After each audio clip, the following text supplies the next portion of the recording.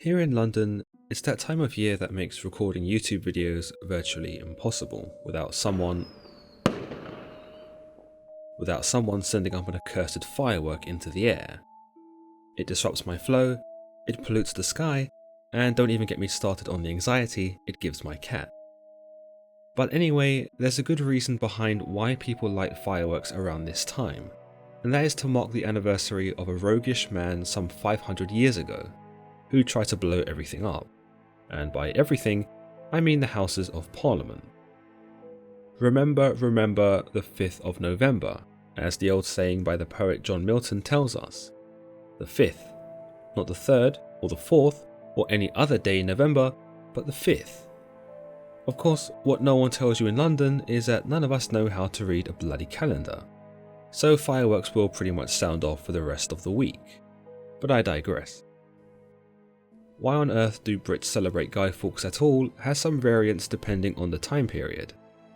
Today we look at the evening of November 5th as a celebration of Guy Fawkes failing to destroy the same establishment that we all kind of bitch about now, but also the celebration that many lives were spared due to Guy Fawkes essentially fumbling the bag, so to speak. Amongst those lives was the King, and so you might say that by celebrating Guy Fawkes Night, revellers are also celebrating the continuation and preservation of the royals. But back in the 17th century, the celebration of the 5th of November had a more religious nature, where Protestants honoured the day as the day God had protected Britain from what they deemed as tyrannical Roman Catholic rule. It's not so far-fetched to say that many may have viewed this as a modern-day miracle that would help to shape, or at least reaffirm, Protestant sentiments. In fact, conflicts over the celebration between Catholics and Protestants were not unheard of in the following years, but not because Guy Fawkes represented the Catholics, but because the celebrations once held a very anti-Catholic rhetoric. By the 19th century though, such a theme had eroded, and Guy Fawkes Night became something of a social commemoration, where much of the religious undertone was simply forgotten about. Bonfires, a rather amusing celebration that still takes place today, sees people literally burning an effigy that represents Guy Fawkes, as well as the complimentary fireworks, which some might say are symbolic for the explosions that might have been, had Guy Fawkes succeeded. Ultimately though, in London, we don't really care about any of that. We just like seeing the pretty flashy sparkly colours in the sky. But that's a shame, because a lot of us miss out on the extraordinary tale of how one man chose to rise up against the system that he deemed had oppressed his people, and that he was willing to go to, well, some morally questionable extremes in order to redeem them. Some call him a revolutionary, others a terrorist. But who was Guy Fawkes? How did he find himself on this course of destruction, and did he deserve the punishment that would see no one else try such a thing ever again? We know that Catholicism had become heavily repressed under the reign of one Queen Elizabeth I, especially after she was deemed a heretic by the Pope on the account that he believed she was more in favour of Protestant values. As you can imagine, the Catholics, who valued the Pope's authority more than their Queen, also denounced her, but this only had the effect of strengthening the Protestant cause. In response to Catholic defiance, Queen Elizabeth I made it illegal for Catholics to celebrate Mass, and illegal for them to marry under their own rights. Dozens of priests were put to death during her reign, and you might say that the Catholics felt as if they were being denied their right to worship. But when Elizabeth died in 1603, many Catholics were hopeful that the succeeding King James I would bring the redemption that they were looking for. King James, after all, was believed to have converted to Catholicism, and his mother, Mary Queen of Scots, was the Catholic rival of Elizabeth I, and one who'd burned 300 Protestants for the act of heresy. There were even rumours that King James was pretty pally with the Pope, and that his placement on the throne would most certainly see the balance tip in favour of the Catholics. But King James threw everyone a curveball when it became clear he didn't support Catholic values, nor even sympathise with them. In 1604, he condemned Catholicism as mere superstition, and pretty much carried on Queen Elizabeth's regime against them. He ordered the Catholic priests, those who would not surrender to Protestant beliefs to simply pack up their bags and leave the country.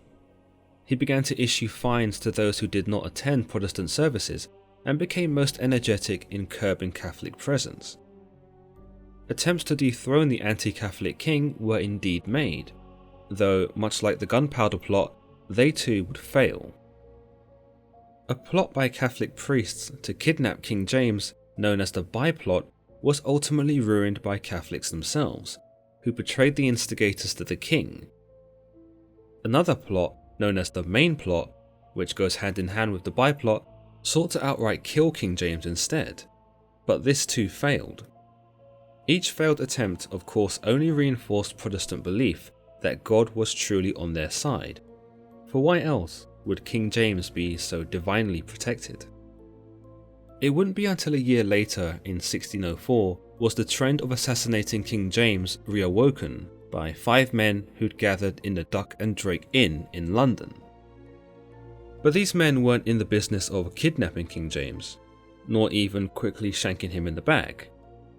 No, these men sought to up the ante and bring retribution not just upon King James, but all Protestant authority in the Houses of Parliament. Guy Fawkes, also known as Guido Fawkes, was thought to have been born April 13, 1570, somewhere in Stonegate, York.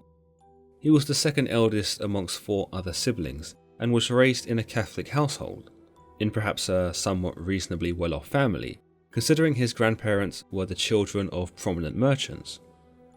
But whilst we know little about the family dynamics of the Fawkes, we do know that Guy's father, Edward Fawkes, a proctor, died when he was very young. His mother would remarry to another Catholic man in Dennis Bainbridge, where it is believed that Fawkes would come to absorb much of his own views on Catholicism.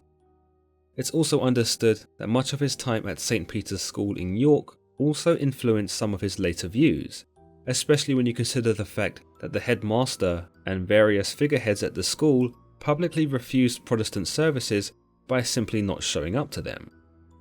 Amongst them, Guy would meet fellow classmates John Wright and his brother Christopher Wright, both of whom would become directly involved with the Gunpowder plot later on.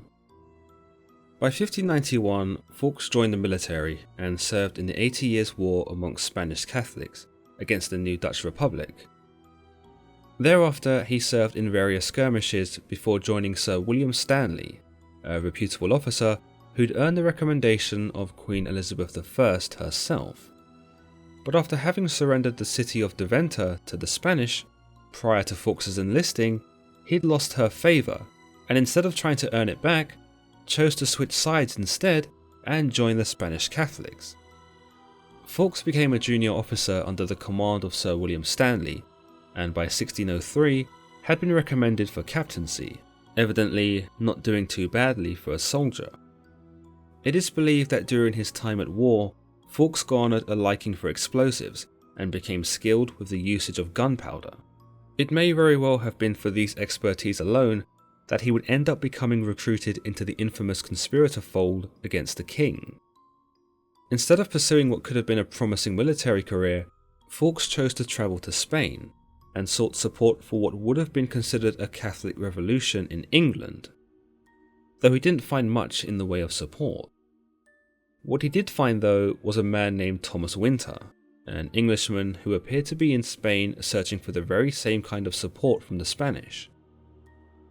The two bonded over their Catholic views and for their despising of King James I, and it would seem that Fawkes would earn Winter's trust, so much so in fact that he would invite him to join the secret cabal back in London, a small band of Catholics who wanted to take matters into their own hands. It was 1604 when Winter brought Fawkes into the fold of the conspirators, those that were led by a man named Robert Catesby. It is interesting then that Robert Catesby is so grossly overlooked when it comes to the Gunpowder plot, despite most certainly being the leader of this notorious fellowship. Their plan was quite simple, in theory.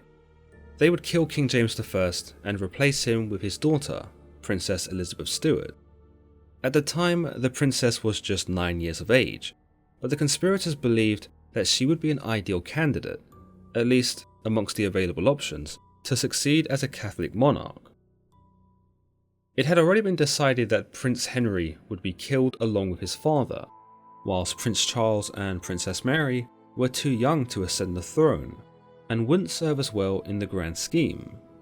Princess Elizabeth Stuart, though, already had some experience with certain political formalities, and was therefore the best of, arguably, a bad bunch. The idea was that immediately after the explosions in London, the conspirators would descend upon the princess during an uprising in the Midlands, one that was loosely put together by Catesby, whereby they would kidnap her, raise her as a Catholic, and install her on the throne as sort of a puppet queen for them and their Catholic ideals. The logistics of this were not actually ironed out, and if the plan seems optimistic or otherwise uncanny, it's because it really was. In fact, beyond a few hunting parties in the Midlands that Catesby had correspondence with, there wasn't much in the way of support when it came to the kidnapping, nor a clear plan of just how they were going to pull this off. But indeed, whilst many remember Guy Fawkes and often attribute him as being the mastermind of the Gunpowder plot, it is actually Robert Catesby who was the real orchestrator of the things that were about to unfold. In fact, some might say that killing the king had never quite been on Guy Fawkes' mind, at least not in the capacity in which Catesby would come to propose. You'll notice that Thomas Winter brought Guy Fawkes in on a group of people who were already planning to do this, with or without him, and that in some sense, Guy Fawkes was merely just in the wrong place at the wrong time. However, the fact that gunpowder and demolition was something of his speciality, and the fact that he was virtually unknown amongst spy networks on the account of having been in Spain, it made him the ideal candidate for Catesby to recruit, and an integral one at that. The conspirators would meet in May 1604 at a pub known as the Duck and Drake in the trendy Strand district of London, a pub which, might I add, seems to have vanished from all historical accounts after having been likely demolished. Here they would discuss the details of their plan, where Catesby would come to assign their roles, and talk over not only the pragmatics of pulling off such a thing, but also the moral implications of collateral damage. Conspirators such as Winters himself had expressed reluctance over the proposed obliteration, but it would appear that Catesby had a way with words and people, for he was able to convince those with doubts that this was absolutely the most necessary way to proceed. Guy Fawkes, however, did not appear to be one who needed convincing, and he may have seen Catesby and his diabolical scheme as a necessary evil to rid Protestant rule and reaffirm Catholic tradition. Thomas Percy, a member of the conspirators, would soon gain access to a house in London, and Guy Fawkes was assigned the role as caretaker for the property. It was around this time that Guy also was thought to have adopted the pseudonym John Johnson, and became something of an assistant to Percy. Whilst it is difficult to ascertain the exact duties of Fawkes during this time, he certainly was not the renegade leader that many paint him out to be, but instead comes across, at least historically, as more of a lackey, one who knew the science and the technicalities behind detonation, but not one who called the shots by any means. There's also an idea here that the conspirators occupied the house that Percy had come to obtain, and used it as a starting point for which to dig a tunnel all the way to the Houses of Parliament, where they would lay their explosives. However, there is no evidence for this tunnel, and after thorough investigation over the years, such a route was never found. The idea comes from Thomas Winter's confession, where he makes note of a tunnel being dug, but either the dig site had not been as significant as Winter suggested, or the whole thing had been abandoned after being deemed too laborious, or perhaps unsafe. Interestingly, Fawkes would later corroborate the claim during his own interrogation, furthermore suggesting that there was indeed a tunnel, but even he was unable to locate it when prompted. Another idea was that the tunnel and the mentioning of said tunnel by the conspirators was merely a fabrication by the government. In any case, the digging would come to a halt when the conspirators heard a noise from a room above. Guy was sent out to investigate, and upon returning had discovered that the room above was actually an undercroft directly beneath the House of Lords. Furthermore, by stroke of luck, the undercroft was up for rent, and would certainly be the perfect place to store the gunpowder before its explosion. But even this had its problems. It was during this time in July 1605 that the plague was running rampant and everything was being shut down. As you can see, the more things change, the more they stay the same, eh? These closures included Parliament, who would lock their doors and not reopen them again until November 5th, delaying the conspirators' entire operation. Of course, these delays would not come without complications, the most critical being the decaying of the gunpowder. So as to compensate for this loss, more gunpowder was brought, along with firewood, that was used to conceal it. But of course, more gunpowder required more money, and more money required more people to be recruited into the fold. Thomas Winters and Thomas Percy were instructed by Catesby to work their connections and obtain the money necessary to ensure the success of their plan. By this point, even more people were aware of the plot than was advisable, and in a community so in favour of Protestant belief, it's a wonder how the conspirators were able to keep this as secret for as long as they did. In fact, word of the conspirators trying to finance large volumes of gunpowder soon spilled into the shadowy alleyways of London, where it was heard by the authorities, who descended upon the Undercroft and found Guy there. But on this occasion, Guy was able to convince the guards to leave, declaring that he was merely a servant named John Johnson, and that he was working for Thomas Percy.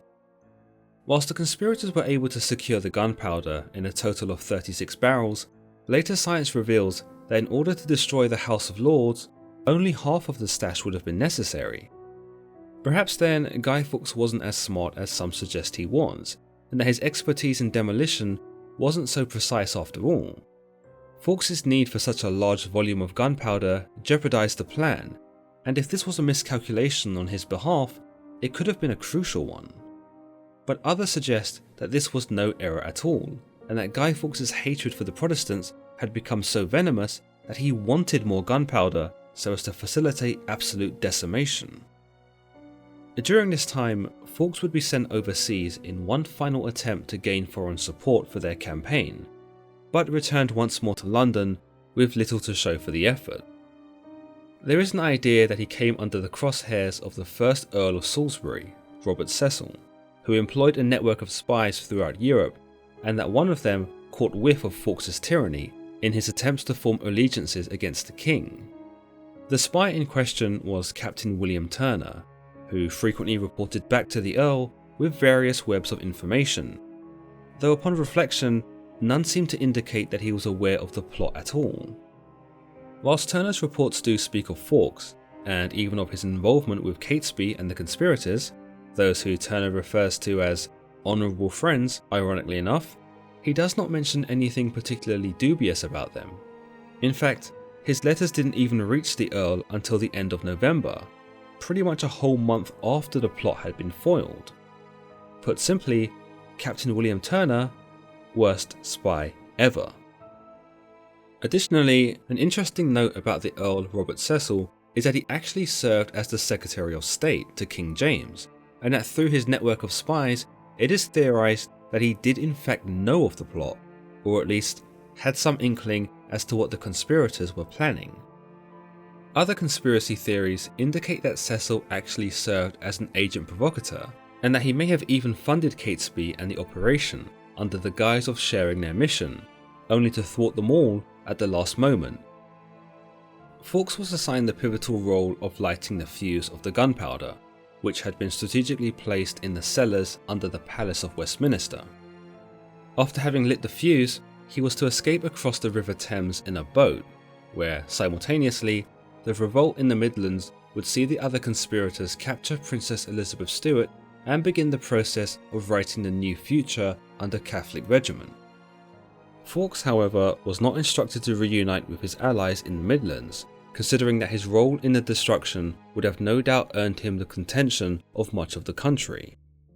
Whilst many of the Catholics would have been glad to see the back of King James, regicide was not something that many would have condoned, something that Robert Catesby would come to understand when he sought refuge in his final days.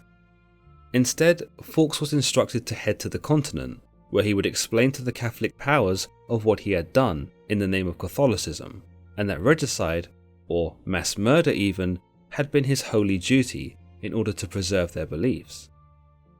But as we know, Guy Fawkes didn't actually get this far.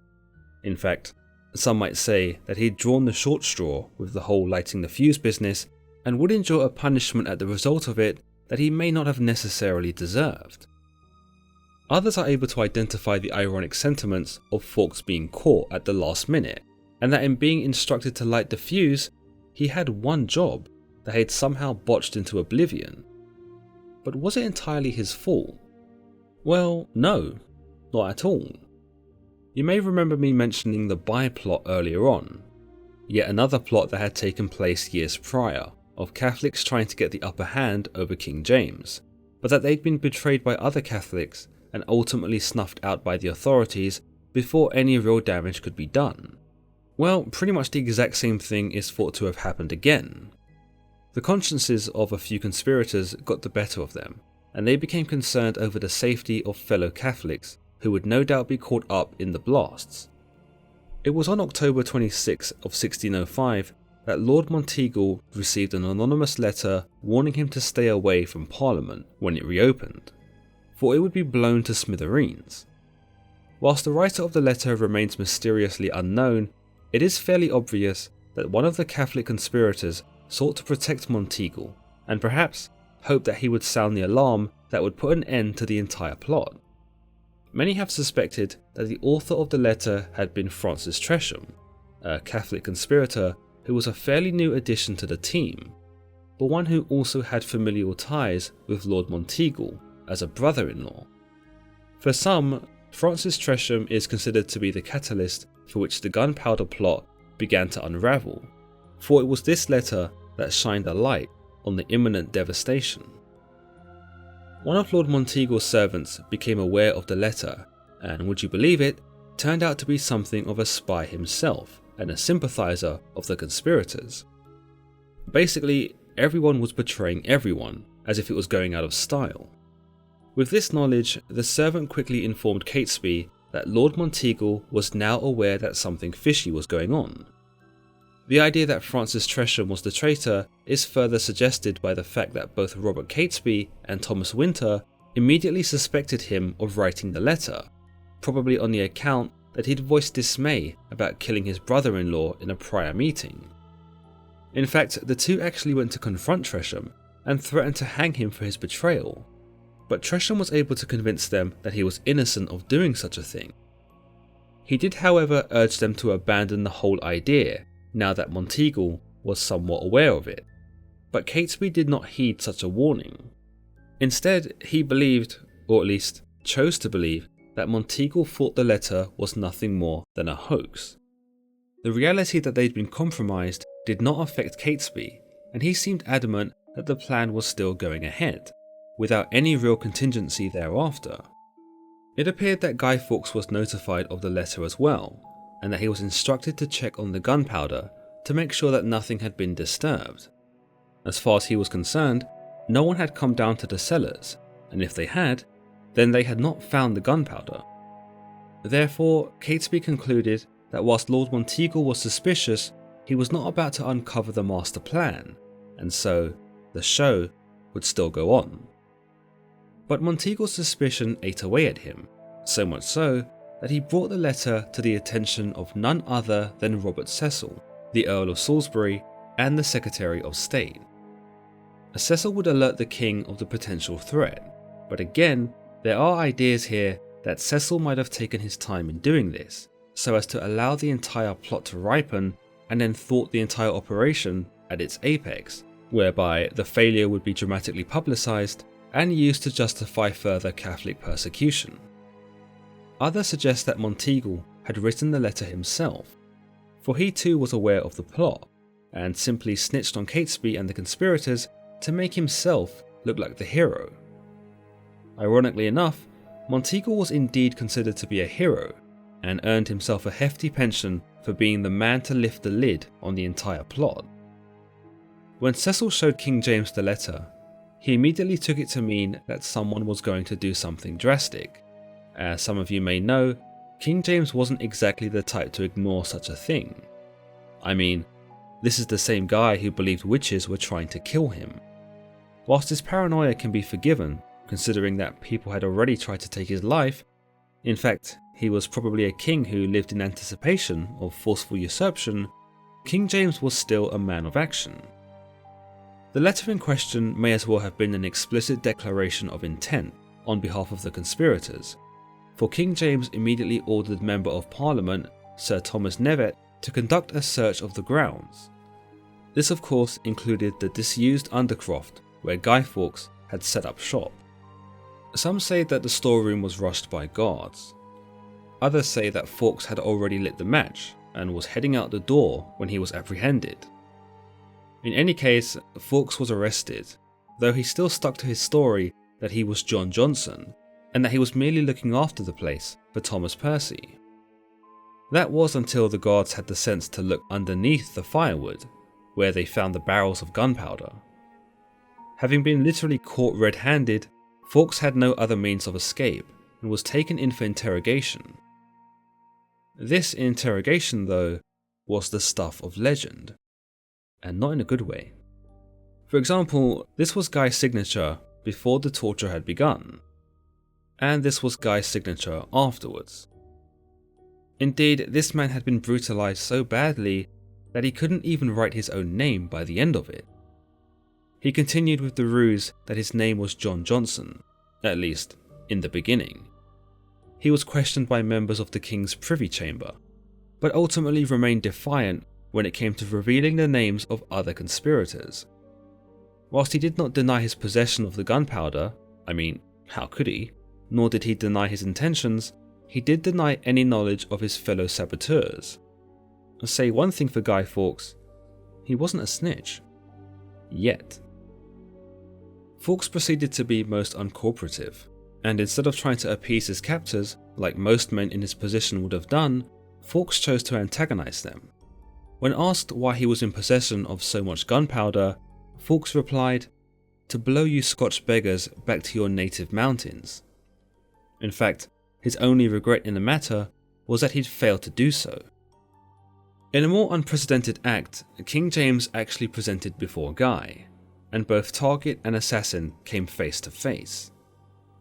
Why I say it was unprecedented was because the royalty did not have the habit of entertaining those who had come to kill them. Often they were dismissed, executed for treason, and passed out of the royal's mind until the next vagrant tried their luck. But call it morbid curiosity, or the desire to exercise his wit, King James invited himself into Fawkes' presence, where he was thought to not only admire his boldness, but also what he would describe as Roman resolution. Despite this admiration, it did not stop King James from tossing Fawkes to the torturers, in an effort to reveal the names of his allies. Perhaps if Fawkes had been more diplomatic in his responses to King James, he might not have earned such a grim fate. But Guy Fawkes was ardent in his Catholicism, and chose to further antagonize the king, showing the same decorum as a zealot. When asked if he was content to blow up not just the king, but his young children, the lords, the archbishop, the gentry, the merchants, innocent labourers, commoners and fellow Catholics, Fawkes responded with the same phrase Catesby had given when talking about unintended casualties, which was, "A desperate disease requires a dangerous remedy." Evidently, there were no amount of words that would convince Fawkes that his methods were not as righteous as he'd claimed them to be, considering the death and destruction that would have been left in his wake. King James recognised the Catholic zeal forged in Fawkes, and perhaps knew he was too far gone, in not just his extremist methodology, but far beyond any redemption either. Manacles were used at first in order to extract a confession from Fawkes as to who his accomplices were. The manacles would see Guy suspended by the arms, a particularly painful form of torture, which could see the victim suffer from the maiming of the hands. But this was the gentler form of torture, would you believe? In any case, Fawkes remained strong and did not spill a word about who he was working with. It wasn't until he was moved to the Tower of London and shown the rack did Guy's lips begin to loosen. And who could blame him? After all, there weren't many who'd successfully endured the rack, and not sung like a canary shortly afterwards. It was a most diabolical device after all, that stretched the victim's body to the point that limbs were dislocated and ripped from their sockets. In fact, there appears to be only one case of someone facing the rack and still refusing to speak, and that was Anne Askew, a Protestant martyr who was condemned as a heretic by Henry VIII. Sadly for Guy Fawkes, or for his conspirators, he did not share her resolve, and before the end of the week, he conceded. Whether or not the rack was actually used in the torture is up for some debate, but what can be agreed is that Guy Fawkes was horrendously tormented, and that the results of his bloody interrogation left him as little more than a shell of the man that he once was. Meanwhile, the conspirators became well aware that Fawkes had been captured and had long since left London. Catesby, who had already fled to the Midlands, had stopped at Dunstable, where he was caught up by fellow conspirator Ambrose Rookwood, who informed him that Fawkes had not only been captured, but he'd failed his mission altogether. Still seemingly fixated on fulfilling the plan of creating a Catholic uprising and snatching the Princess Elizabeth Stuart to place her on the throne, Catesby continued on to the Midlands. Of course, with King James still alive, the plan had no basis. To be honest, it's argued that it had no real basis to begin with. If Fawkes had been successful, it is not expected that the people of the time would acquiesce to such a massacre, and would be even less inclined to worship a queen who was so obviously imposed on them by the very terrorists who'd caused such devastation. When Catesby arrived at the Midlands, he rendezvoused with the hunting parties he'd coerced into helping him kidnap the Princess Elizabeth. But given that King James was still alive, capturing the princess seemed pretty pointless.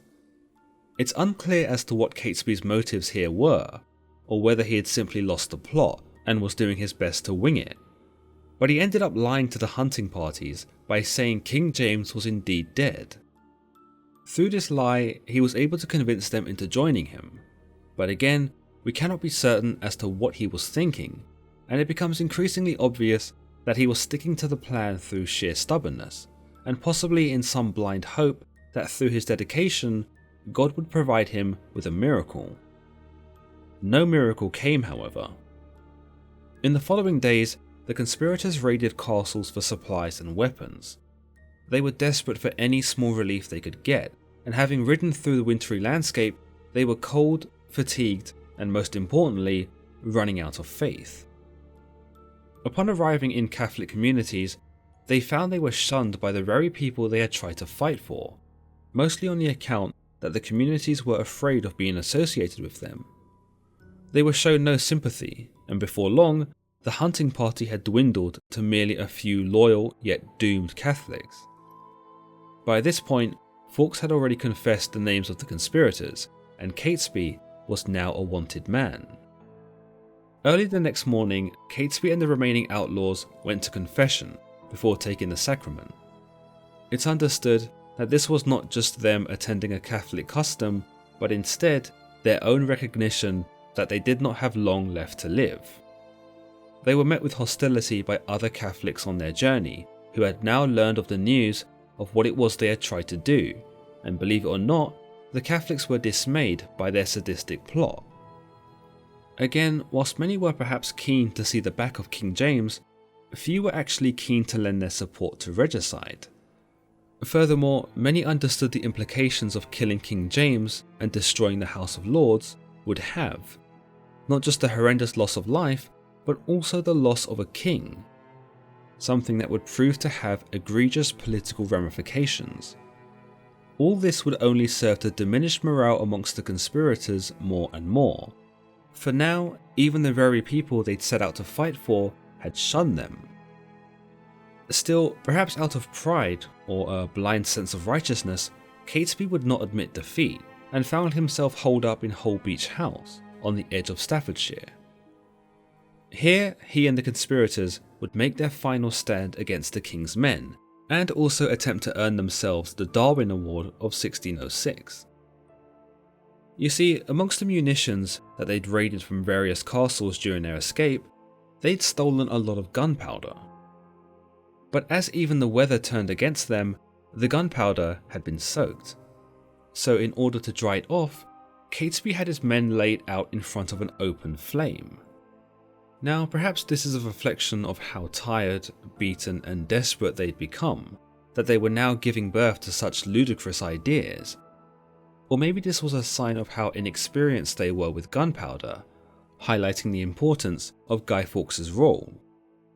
As you might imagine, a spark from the open flame landed on the powder, which resulted in a blast of flame.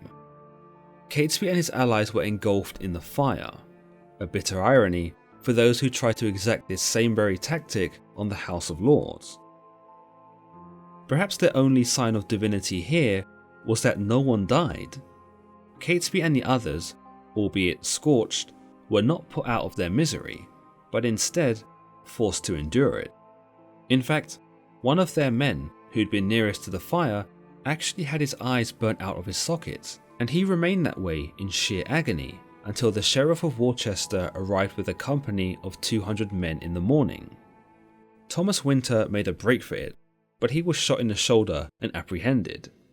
The childhood friends of Guy Fawkes, John and Christopher Wright, who were amongst the conspirators, were also shot down. Robert Catesby and Thomas Percy were the only two remaining conspirators in the house, and realizing that there was no way out of this, chose to face their deaths without fear by stepping out to meet the sheriff's company. But as if their luck couldn't get any worse, both Catesby and Percy were dropped by the same bullet, an act that would be determined to be a pure fluke, but also probably touted as pure skill by the marksman who pulled the trigger. Whilst Percy was killed immediately from the shot, Catesby was able to crawl back inside the house, where he spent his final moment clutching a picture of the Virgin Mary. You could argue over the idiotic choices that Catesby had come to make in his final days, but it must be said, the man knew how to die. Despite being shot and crawling to his death, he was still looking for a way to best exemplify his Catholic beliefs, and what better way to do that by using his own self as an emblem of Catholic martyrdom. But even that would work to serve against him, for the picture of the Virgin Mary and the gold crucifix he wore were sent back to London to demonstrate what Catholic symbols and idols could do to a man's mind, and how they could inspire him to plot terrible, monstrous things.